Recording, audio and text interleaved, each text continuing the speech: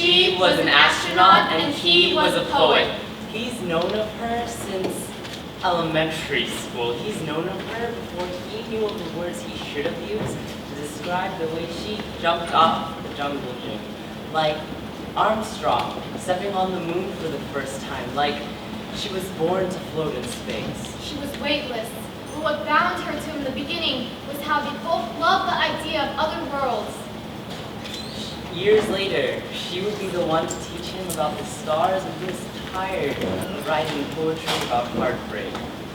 She met him in junior high and knew that he was different from the way he spent way too much time in the library and actually thought before he spoke. She got closer to him, library aisle by library aisle. She felt drawn to him, and instead of looking for nonfiction about Apollo 11, she soon began looking for his back, hunched against the bookcases. She thought that she knew about gravity until she heard the weight of his poetry.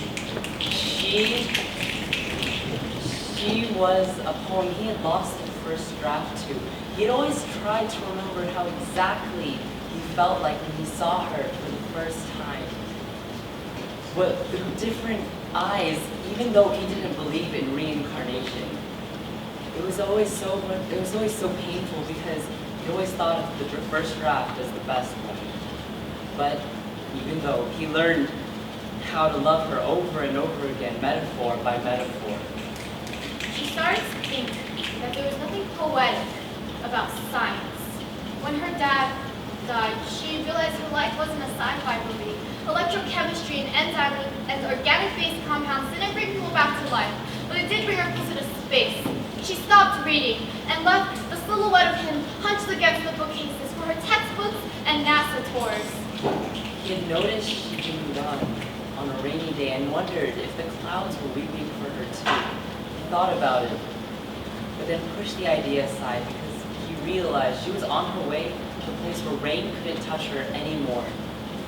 He was no Prince Charming, not in the beginning and not even now, so when he saw her hurting for the first time, he let her mend herself. He would fill the years between them with stories she'd miss while she was off chasing her dreams. She wanted badly to float away, but he brought her back to Earth again. She had almost forgotten about him until she saw us back in the university cafe and remembered all the stories that made the world she still didn't understand a little bit easier to swallow.